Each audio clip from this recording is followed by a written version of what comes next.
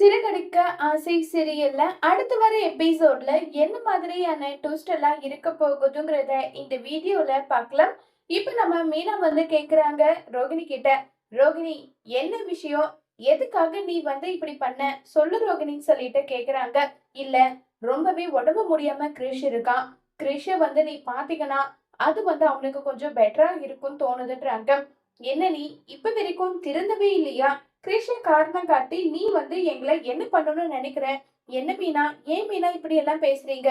கிரிஷ நாங்க என்ன காரணம் காட்ட போறோம்? இப்படி பேசாத மீனா, மனசுக்கு ரொம்ப கஷ்டமா இருக்கு. நான் சொல்றது பொய்யா இருந்தா நீ வேணும்னா என்னுடைய அம்மா கிட்ட கூட கேட்டு பாரு. அம்மாவும் அதுக்கு பதில் சொல்லுவாங்க. நிஜமாவே மனசுக்கு அவ்வளவு வருத்தமா இருக்கு மீனா. நான் பொய் சொன்னதான் இல்லைன்னு சொல்லல. என் வாழ்க்கையை காப்பாத்திக்க தானே நான் பொய் சொன்னேன். அதுக்காக நீங்க இப்படி என் மேல பழி போடுறது ரொம்பவே வேதனையா இருக்குன்னு சொல்லிட்டு இருக்காங்க. உடனே ஸ்ருதி சொல்றாங்க, போதும் ரோகிணி, நிறுத்துங்க. ரொம்பவே நல்லவங்க மாதிரி எல்லாம் நடிக்காதீங்க. மீனா இப்ப இப்படி பேசுறாங்கன்னா அதுக்கு காரணம் யாருன்றது உங்களுக்கே நல்லா தெரியும். அதுக்கு காரணம் நீங்க தான். நீங்க ஒழுங்கா இருந்தா மீனா ஏன் இப்படி எல்லாம் பேச போறாங்க?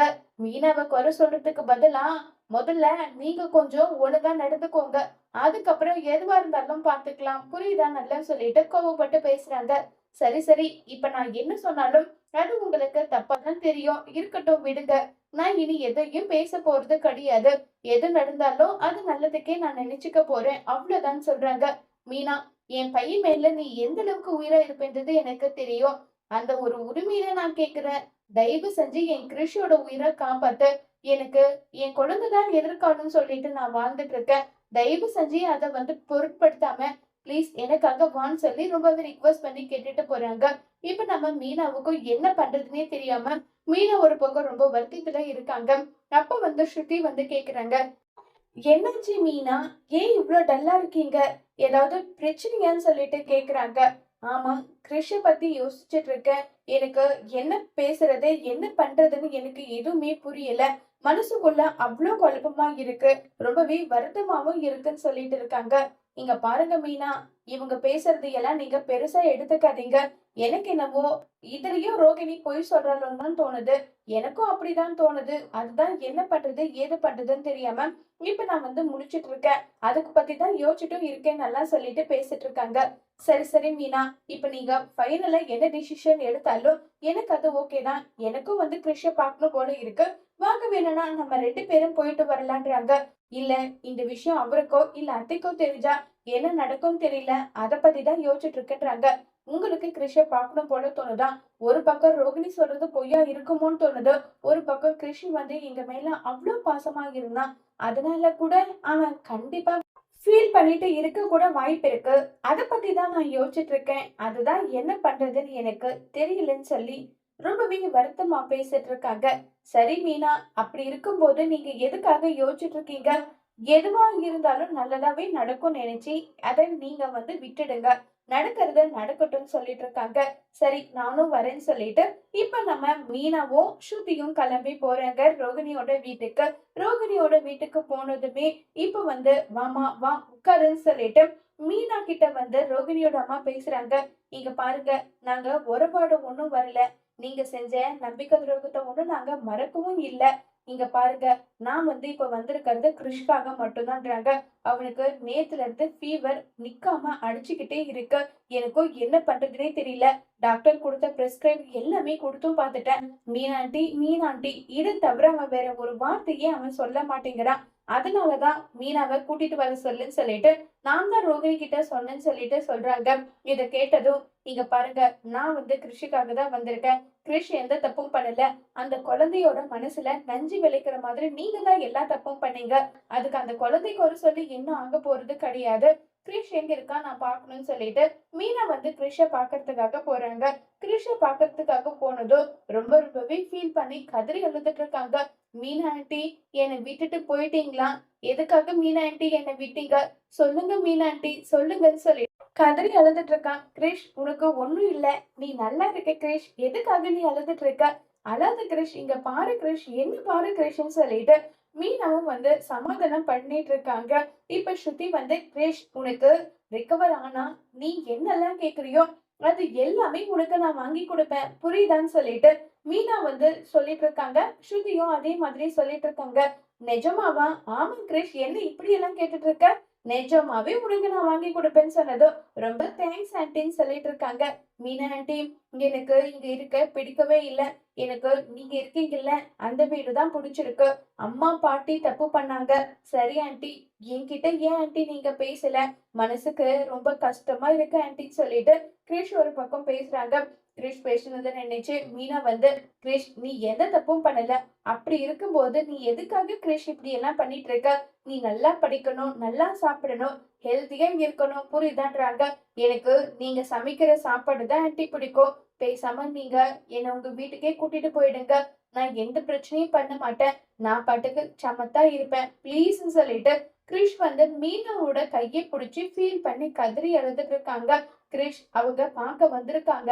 அவ்வளவுதான் கிரிஷ், உன்னெல்லாம் அவங்க கூட்டிட்டு போக மாட்டாங்கன்னு சொல்லிட்டு மீனவ ப்ளேம் பண்ற மாதிரியே பேசுறாங்க. உடனே இந்த கிரிஷ் உனக்கு வரணுமா? வரலாம். ஆனா எனக்கு கொஞ்சம் டைம் கொடு.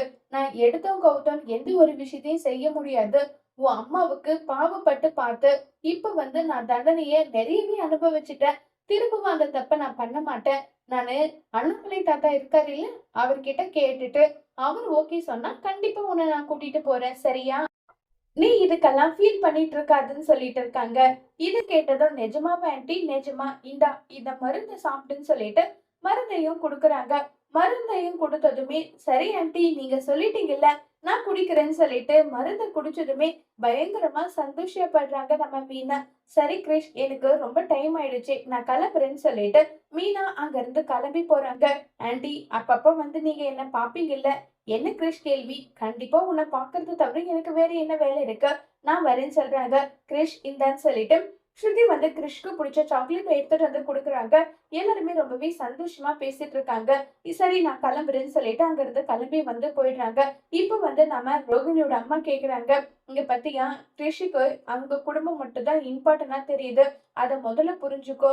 மீனா வந்து எந்த அளவுக்கு அன்பா பாசமா கிரிஷ் கிட்ட நடந்துகிட்டான்றத நீ பார்த்ததானேன்றாங்க. இங்க பாருமா, நீ சொன்னன்றதுக்காகவும் கிரிஷோட ஹெல்த்துக்காகவும் மட்டும்தான் அந்த மீனா கிட்ட எல்லாம் கெஞ்ச வேண்டிய பொழப்பா எனது ஆயிடுச்சு. தயவு செஞ்சு கிரிஷுக்கு இனி எந்த ஒரு பிரச்சனையும் வரவிடாம நீ பாத்துக்கோ. என் லைஃப சரி பண்றதுக்கு நான் ஓடிட்டு இருக்கேன். அதுல இந்த பிரச்சனையெல்லாம் என்னால பாத்துட்டு இருக்க முடியாதுன்றாங்க. சீ, நீ எல்லாம் ஒரு பொம்பளையாடி? பொம்பளையா சொல்லு, உனக்கு வெக்கமா இல்லையா? ஏன்டி இப்படி வந்து கல் நெஞ்சக்காரியா மாறிட்ட? ஆமா, என்னுடைய வாழ்க்கைய காப்பாத்திக்க கல் நெஞ்சக்காரியா நான் இருக்கிறதுல எனக்கு எந்த தப்பும் இருக்க மாதிரி எனக்கு தோணல. எனக்கு என் வாழ்க்கை ரொம்பவே முக்கியன்ற மாதிரி வந்து பேசிட்டு இருக்காங்க. இது கேட்ட உடனே வந்து பயங்கரமா வந்து ஃபீல் ஆகுறாங்க. ரொம்பவே ஃபீல் ஆயிட்டு இருக்காங்க. கிறிஷோட லைஃப் என்ன ஆக போகுதோ தெரியல. அவன் காலத்துக்கு நான் இருக்கேன். அவன வந்து நான் நல்லபடியா பார்த்துப்பேன். ஆனா, நீ உன்னுடைய லைஃப் தான் முக்கியம்னு சொல்லிட்டு, ஒருவேளை நீ வந்து கிரிஷ தன்னந்தனியா விட்டுட்டு போயிட்டீன்னா, அத நினைக்கும்போது எனக்கு ரொம்பவே கஷ்டமா இருக்குன்றாங்க. என்னம்மா பைத்தியம் எதுவும் உனக்கு புடிச்சிருக்கா? நான் எப்படி கிரிஷ வந்து விட்டுட்டு போயிடுவேன்? சரி, நான் உன்கிட்ட ஒரு கேள்வி கேட்கிறேன். அது வந்துக்கு மட்டும் நீ பதில் சொல்லுன்றாங்க. என்னம்மா கேள்வி? எனக்கு என்ன டெஸ்ட் வச்சுட்டு இருக்கியா? அப்படின்னு கூட தான் வச்சுக்கோ ஏடி. இங்க பாரு, ஒருவேளை மனோஜ் வந்து உன்னை தேடி உன்னை வந்து நான் வந்து வாழ்றேன்னு சொல்லிட்டு சொல்றாரு. அப்ப நீ என்ன பண்ணுவன்றாங்க. மனோஜ் கூட சேர்ந்து சந்தோஷமா வாழுவ. சரி, மனோஜ் கூட சேர்ந்து சந்தோஷமா வாழுவ. நீ மட்டும்தான் எனக்கு வேணும். உன்னுடைய புள்ள வந்து வேண்டாம். அந்த புள்ள வந்து யாருடைய குழந்தை தானே? அந்த குழந்தைய எதுக்காக நம்ம வளர்க்கணும்? அதனால நீ மட்டும் என் லைஃபுக்குள்ள வந்தா போதும் ரோகிணி. இந்த குழந்தை வேண்டாம்னு சொன்னா என்ன பண்ணுவ? அத பத்தி யோசிக்காம மனோஜ் எனக்கு நீ மட்டும் தான் முக்கியம்னு சொல்லிட்டு நீ பாட்டுக்கு கிருஷி ஆசிரமத்துல எங்கேயோ ஒண்ணு சேர்த்துட்டு நீ பாட்டுக்கு உன் வாழ்க்கை பார்த்துட்டு போயிடுவ அப்படிதானு சொல்லிட்டு கேக்குறாங்க. இதை கேட்டதும் பயங்கரமா வந்து கோவப்படுறாங்க ரோகிணி. என்னம்மா, என்னை பார்த்தா உனக்கு எப்படி தெரியுது? அந்த அளவுக்கு நான் வந்து கல் நெஞ்சக்காரியா இருக்கேனான்னு சொல்லிட்டு கேக்குறாங்க. ஆமா பின்ன, நீ அந்த அளவுக்கு கல் நெஞ்சக்காரியா தாண்டி இருக்குன்னு நல்லா சொல்லிட்டு ரொம்பவே கோவப்பட்டு வந்து பேசிட்டு இருக்காங்க. இங்க பாருமா, நான் அந்த அளவுக்கு ஒண்ணும் கேவலமானவ கிடையாது. மனோஜ் வந்து எப்படியாவது போராடி மனோஜ் அடைஞ்சு மனோஜோட மனசை மாத்தி கிரிஷ் என்னுடைய பையன் தான் சொல்லிட்டு மனோஜ் வாயாலே உண்மையை வந்து சொல்ல வைக்க வேண்டியதுதான் என்னுடைய பிளான். கண்டிப்பா அது நடக்கும்ன்றாங்க. உனக்கு வேணும்னா அது நடக்கும்ன்ற நம்பிக்கை இருக்கலாம். எனக்கு துளி கூட அந்த நம்பிக்கையே கிடையாது. முதல்ல அத நீ புரிஞ்சுக்கோன்றாங்க. இங்க பாருமா, நான் என்ன பண்ணணும், ஏது பண்ணணும், என்ன பண்ணக்கூடாது, இது எல்லாத்தையுமே நான் பாத்துக்கிறேன். சும்மா தேவையில்லாமலாம் இதுல நீ இன்டர்ஃபியர் ஆகாத. உனக்கு என்ன கிருஷ பாத்துக்கிறியா? சந்தோஷமா பாத்துக்கோ. என் லைஃப் எப்படி பார்க்கணும், எப்படி போகணும், இது எல்லாமே நான் முடிவு பண்ணிக்கிறேன். நீ எதுவும் முடிவு பண்ணாத. சரி சரிடி, உன் லைஃப நீ என்ன பண்ணணும்னு நினைக்கிறியோ பண்ணு. பேசாம மீனா முத்துவோட காலில விழுந்து ஃபீல் பண்ணி நான் பண்ணது ரொம்ப பெரிய தப்புதான் சொல்லிட்டு உன் மாமனார் காலில் விழுந்து மன்னிப்பு கேட்டா இந்த பிரச்சனை இட்டோட முடிஞ்சிடும்.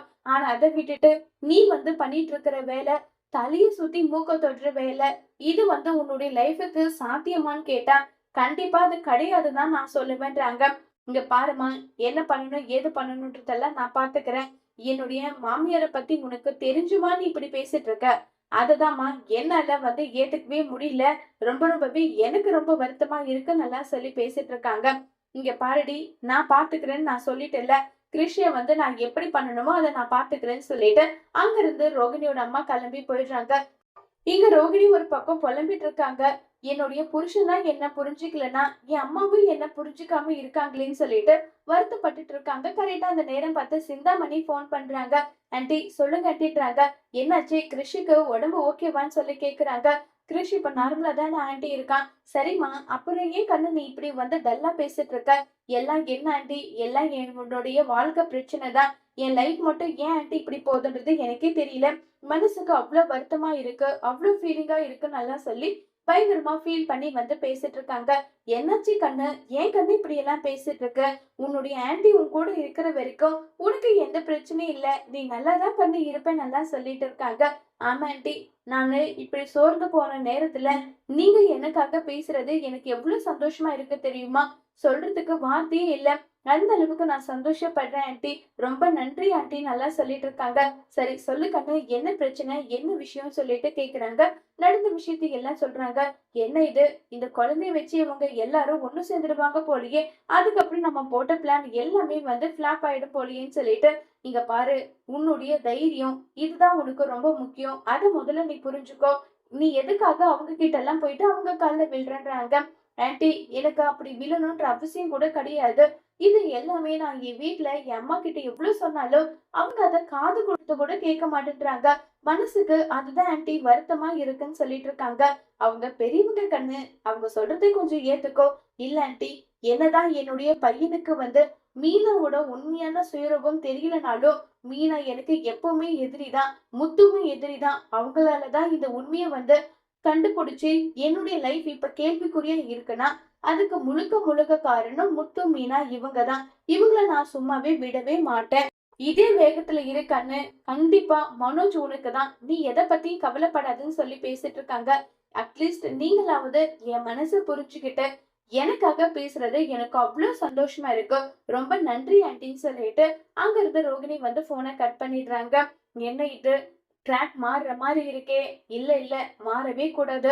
நம்ம எப்படி எல்லாம் பிளான் போட்டோமோ அதுபடி விஜயாவோட வீட நம்ம பேருக்கு மாத்தின உடனே இந்த ரோகிணியை கைக்குள்ள போட்டுக்கிட்டு நம்ம நினைச்சது எல்லாமே செஞ்சே ஆகணும்னு சொல்லிட்டு இந்த பக்கம் சிந்தாமணி முடிவு பண்ணிட்டு இருக்காங்க.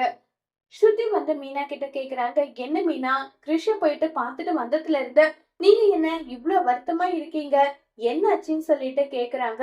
அத கேட்ட உடனே அது ஒண்ணு இல்ல, இந்த ரோகிணிக்கு தப்பு பண்றான்றதுக்காக அவளை ஒட்டுமொத்தமா ஒதுக்கி வச்சுட்டோம். ஆனா கிருஷ் எந்த தப்பும் பண்ணல, அவனையும் சேர்த்து ஒதுக்கி வச்ச மாதிரி இருக்கு. நான் இப்ப போயிட்டு பார்த்த விஷயத்த மட்டும் அவருக்கோ இல்ல மாமாவுக்கோ தெரிஞ்சா அவங்க ரெண்டு பேரும் என்ன ரியாக்ட் பண்ண போறாங்கன்றத நினைக்கும் போதே மனசுக்குள்ள அவ்வளவு பயமாவும் இருக்கு, அவ்வளவு வருத்தமாவும் இருக்கு. அத பத்தி தான் நான் நினைச்சிட்டு இருக்கேன்றாங்க. ஏன் மீனா, ஏன் இவ்வளவு ஸ்டூபிட்டா இருக்கீங்க? நீங்க யார பார்க்கணும், யார பார்க்க கூடாது, யார் கூட பேசணும், யாரு கூட பேசக்கூடாது, இது எல்லா முடிவையும் நீங்க தான் எடுக்கணும். அவங்க ஏன் இன்டர்ஃபியர் பண்றதுக்கு? உங்க லைஃப் உங்க கையில மீனான்றாங்க.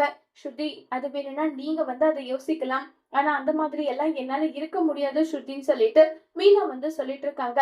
சரி மீனா, இப்ப நீங்க என்ன பண்ண போறீங்க? இல்ல, நான் மாமா கிட்ட போயிட்டு விஷயத்த சொல்ல போறேன்.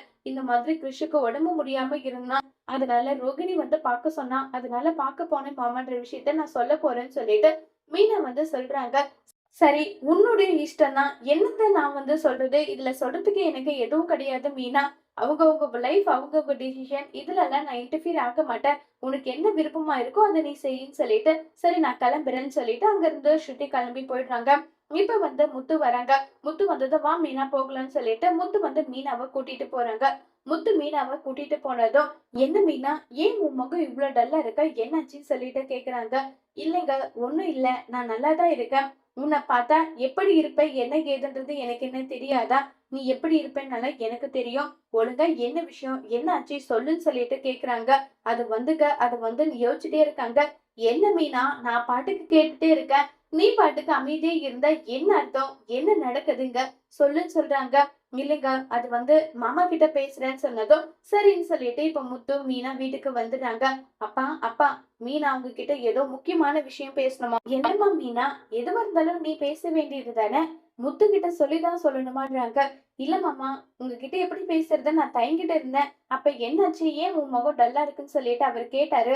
அதனால அவர்கிட்ட வந்து நான் சொன்னேன் மாமா, உங்ககிட்ட பேசணும்னு சொல்லிட்டு. அவ்வளவுதான், வேற ஒண்ணும் கிடையாதுன்றாங்க. சரி மைனா, சொல்லுமா, என்ன விஷயம்னு சொல்லிட்டு கேக்குறாங்க. அது வந்து மாமான்னு சொல்லிட்டு யோசிச்சுட்டே இருக்காங்க. என்ன விஷயம் மீனா? எதுவா இருந்தாலும் சொல்லு. எந்த பிரச்சனையும் கிடையாது. நான் எதுவும் நினைச்சுக்க மாட்டேன். சொல்லுமான்னு சொல்லிட்டு கேட்டதும், மாமா, இன்னைக்கு ரோகிணி என்ன மீட் பண்ணா. ஸ்ருதியோட ஹோட்டலுக்கு வந்திருந்தான்றாங்க. அவளவா? அவளை ஏண்டி நீ மீட் பண்ணன்னு சொல்லிட்டு விஜயா கோவப்பட, இங்க பாரு விஜயா, கொஞ்சம் பொறுமையா இரு. மீனா என்ன சொல்ல வரேன்றத கேளு. நீ பாட்டுக்கு பேசினா என்ன அர்த்தம்ன்றாங்க. சொல்லுமா, என்ன விஷயம் சொல்றாங்க. மாமா, ரோகிணி வந்து கிருஷிக்கு உடம்பு முடியல. உங்க பேரை தான் முணுமுணுத்துட்டு இருக்கான். அதனால நீங்க வாங்கன்னு சொல்லிட்டு கூப்பிட்டாங்க. சரி, ஸ்ருதியும் நானும் போயிட்டு கிருஷிய பார்த்துட்டு வந்தோம்னு சொல்றாங்க. இத கேட்டதும் விஜயாவுக்கு பயங்கர கோவம் வருது. ஏங்க பாத்தீங்களா, உங்க மருமகன்னு சொல்லிட்டு தலையில தூக்கி வச்சு கொண்டாடுவீங்களே, அப்படிப்பட்ட மருமக என்ன வேலை பார்த்திருக்கான்னு உங்களுக்கு தெரியுதா? நம்ம குடும்பத்துக்கு நம்பிக்கை துரோகம் சொன்னவள போய் பார்த்துட்டு வந்திருக்கான்றாங்க. அத்தை, நான் ரோகிணிய பார்க்க போகல, கிரீஷ தான் பார்க்க போனேன். ஏன் அந்த குட்டி பிசாசும் சேர்ந்து தானே அவ அம்மா கூட சேர்ந்து போய் சொன்னா? அதுக்கு நல்லா ட்ரைனிங் எல்லாம் கொடுத்து வச்சிருந்தா இல்ல? நீ என்ன அவங்களுக்கு சப்போர்ட் பண்ணிட்டு இருக்க? என்ன ரெண்டு பேரும் கூட்டு களவாணிங்களான்னு சொல்லிட்டு கேக்குறாங்க. ஏன் அத்தை இப்படி எல்லாம் பேசிட்டு இருக்கீங்க? அப்படியெல்லாம் ஒன்றும் கிடையாது. நான் கிருஷ பார்க்க போனேன். ஆன்ட்டி, நான் உங்க வீட்டுக்கு வரட்டுமான்னு சொல்லிட்டு கேக்குறேன்றாங்க. முதல்ல அவ புள்ளிய அனுப்புவான், அப்புறம் பின்னாடியே வந்து அவ வந்து சேர்ந்துப்பான். இதுதான் அவங்க பிளானு. அதுக்கு நீ தூது போயிட்டு இருக்கியான்னு சொல்லிட்டு விஜய் ஒரு பக்கம் கத்த, உடனே மீனா கிட்ட அண்ணாமலை, இதை நான் உங்ககிட்ட இருந்து எதிர்பார்க்கல மீனா. கிறிஷ் சின்ன குழந்தைதான், நான் இல்ல நல்லா சொல்லல. ஆனா கிறிஷுக்காக நீ இறங்கி போய் பார்த்திருக்க, அது புரியுது. அதுவே இவ சாக்க வச்சுக்கிட்டு ரோகிணி திரும்பவும் மனுஜோட லைஃபுக்குள்ள வரமாட்டான்னு என்னமா நிச்சயம்? என்ன இருந்தாலும் நீ அங்க பார்க்க போயிருக்க கூடாது. நீ பார்த்தது ரொம்ப ரொம்ப தப்புன்னு சொல்றாங்க. ஆமா மாமா, நான் பண்ணது தப்புதான். அந்த தப்ப வந்து அத மறைக்க கூடாதுன்றதுக்காக தான் இந்த விஷயத்த உங்ககிட்ட சொல்ல வந்தேன். வேற ஒண்ணும் இல்ல மாமான்னு சொல்லிட்டு அமைதியா போயிடுறாங்க. இப்ப மீனா யோசிச்சுட்டு இருக்காங்க. கிரிஷை எப்படியாவது நாளைக்கு இங்க கூட்டிட்டு வரேன்னு சொல்லிட்டு கிரிஷ் கிட்ட சத்தியம் பண்ணோம். ஆனா என்னால வர முடியலையே. இப்ப என்ன பண்றதோ ஒண்ணுமே புரியலையேன்னு சொல்லிட்டு மீனா ஒரு பக்கம் குழம்பிட்டு இருக்காங்க. இப்ப மீனா என்ன செஞ்சு கிரிஷ வந்து மீனாவோட வீட்டுக்கு கூட்டிட்டு வர போறாங்க. இந்த பிளான வச்சு ரோகிணி என்ன காய் நகர்த்த போறாங்க.